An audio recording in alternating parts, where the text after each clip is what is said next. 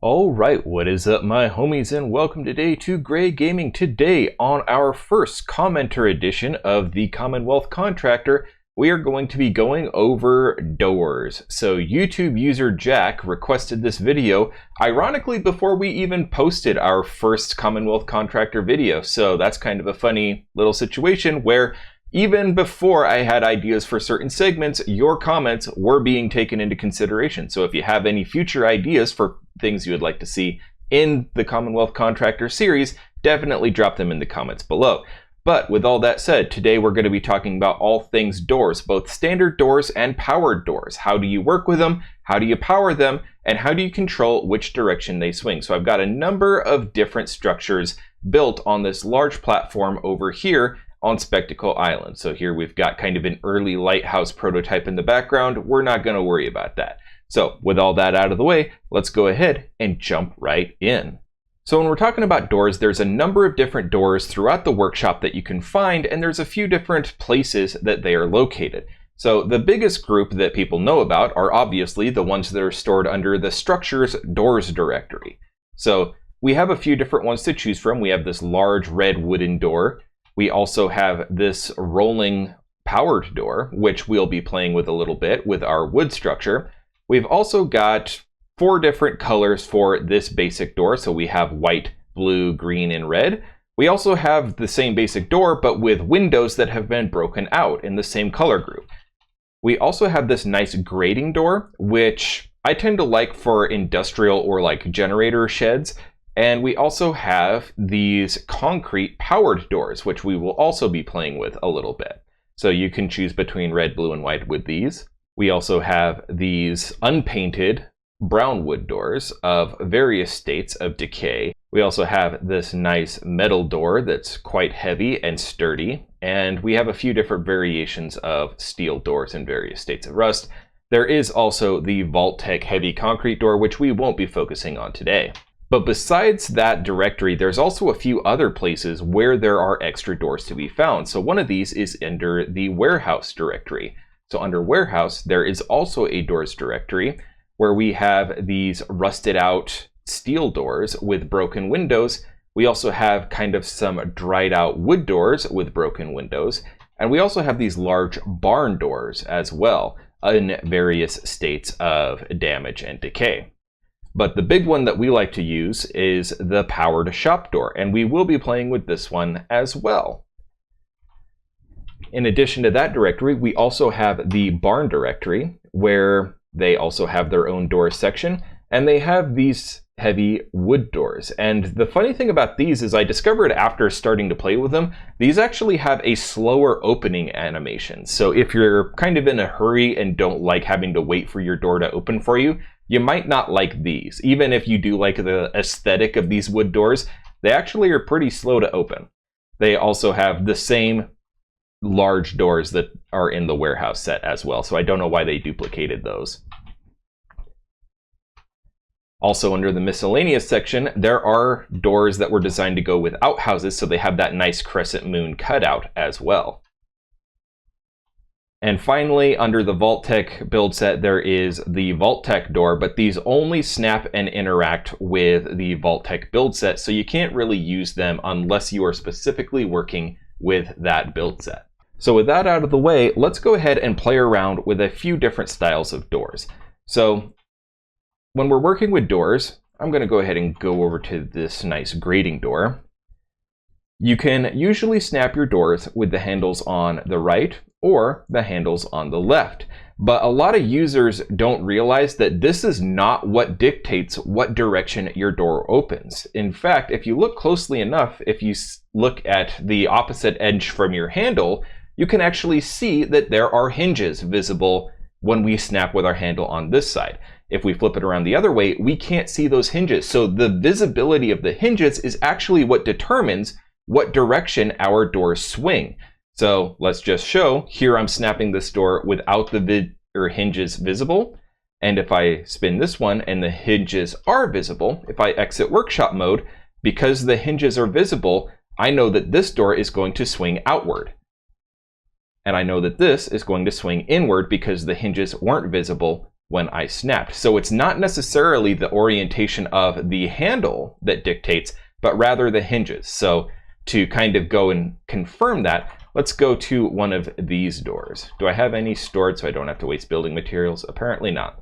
All right, so here's another one where I'm going to snap this door with the hinges visible and this one with the hinges not visible. So here you can see the hinges, so we know this one's going to slide out even though the handle is on the right. So it's actually completely opposite from the grading door, where both of these swing open even though they open in two different directions. So you kind of have some mixing and matching that you can do when you're selecting different doors, and you also have some control over which direction your door is going to swing if you are snapping them in certain directions. So it's not necessarily the orientation of the doorknob, but rather the orientation of the hinges. So if you have doors on both sides of a narrow corridor and you don't want your open doors to be hogging up your entire hallway because your settlers will just leave doors open after they use them, then you can force them to swing inward by orienting them the correct direction. That way, it doesn't matter if they are designed to open with the handle on the left or your handle on the right. Go away. You can always select which direction they will swing. So that's just about it for standard doors. But what about powered doors? So let's go ahead over here to this nice wood shack structure, and let's go ahead and throw in that nice wooden rolling door that we saw earlier. So here we have a nice powered door. It requires some power, so we're going to have to throw in a generator here.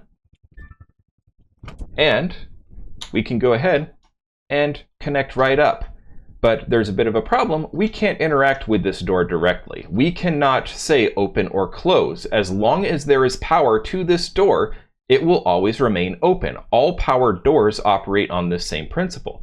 So the only way that you can actually close this door is to get rid of the power source. So that is why you need to have some sort of switching apparatus, whether you're going with a freestanding switch, or what I like to use is this kind of old-timey style wall switch. So here you can connect your door to the switch and the switch to the generator, and that switch now gives us the ability to cut power to the door anytime we want to close it. So that principle functions pretty much the same for all powered doors. So what if we decide we don't want to control the power to our door from the outside of the building? This works fine for like shops, but what if we're trying to control access? What if we are trying to lock certain people out of a room? So I get this question all the time in my comments. How do I keep settlers from entering my player home and using all of my stuff? Well, how I usually do this is I control access using a powered door. So I simply set my powered doors with the power connector on the inside of the structure. And I set up my power switch on the inside of the structure. So this operates on basically the exact same principle, but I have a bit of an issue, and that is how do I get power into this settlement? And so one of the easiest, cleanest ways to do that is by using conduit. So the conduit has a bit of a problem. It's very finicky. It does not like going through pre-existing objects. So if I place a floor connector here and I try and snap another one to it, it's not going to go through this wall. However, if I just remove this wall, I can now snap in another piece of conduit, and with most build sets, I can snap the wall back in place. So now I can connect, well, I can't because that is kind of a corner to get around. Let's see. There we go. So now I just connect my switch to my conduit, and then I connect my generator to the conduit. So that is how I can feed electrical current into my building, and I can simply flip a switch and it is now off limits to settlers. Now, this isn't a completely foolproof strategy, because sometimes when you fast travel to a settlement, a settler will automatically spawn inside one of these rooms. So just because you have this setup doesn't mean that a settler will never accidentally spawn inside and then they're just trapped in here. So do keep in mind that it's not going to be entirely foolproof, but for the vast majority of the time, I don't even know about vast, but for the majority of the time, it will keep your settlers out. Oh no, Covenant is under attack again.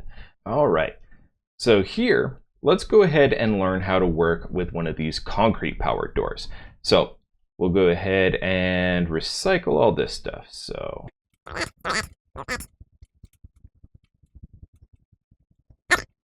here we are in a concrete room, which I have intentionally given windowed walls. So the concrete build set will not function if there is any kind of electrical in the way. So the move a wall, build your conduit, snap a wall back in trick does not work with the concrete build set. So what I usually do if I have a powered door in a concrete build set is I simply run the electrical through the windows.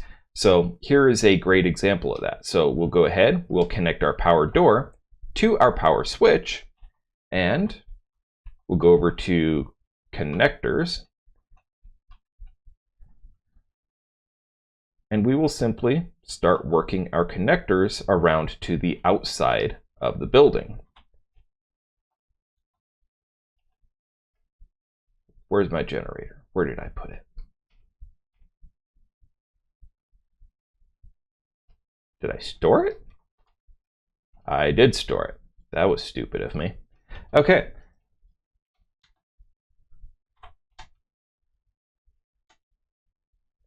So here we are.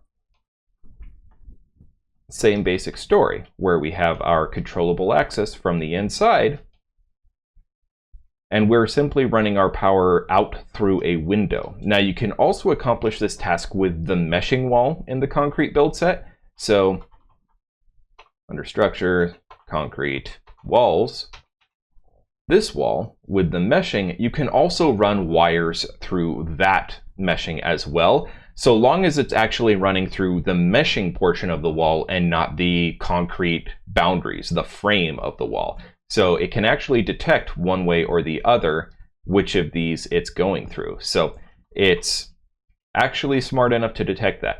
So that is pretty much working with the concrete build set. And now,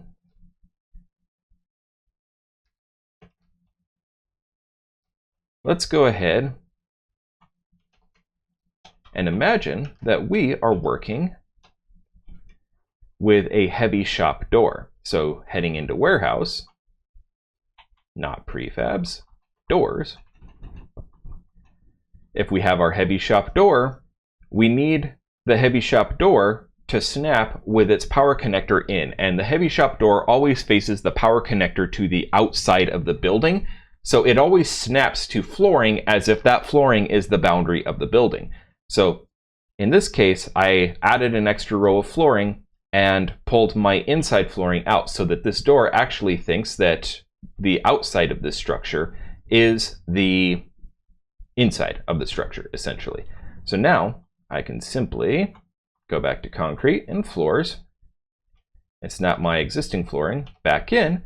Now I've got my concrete structure with a heavy shop door, and I can pretty much treat it as I had anything else.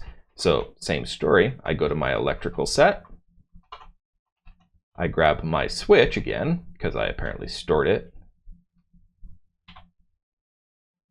and just like before, I can power my shop door. Now, you can use your concrete wall with windows. You can use the actual warehouse walls that would match this structure and use the clipping through the floor trick. But it's all the same basic principle, whether you're using the heavy shop door, whether you're using the smaller concrete powered door, or whether you're using the rolling wood powered door. all powered doors essentially operate on this same principle. And so with all that said, that's pretty much it for powered doors. Most doors operate on the same principles. It's simply learning the little tricks of the trade for how to work with them as you are building these larger structures. Getting power to your doors isn't always very intuitive, but it can be done as long as you know how to work within the boundaries of whatever build set you are constructing with. But I think with that, we're going to wrap up here. And with that said, I'm Gray. You've been watching Gray Gaming. This has been the Commonwealth Contractor, and I will see you all next time. Stay safe and have a wonderful rest of your day.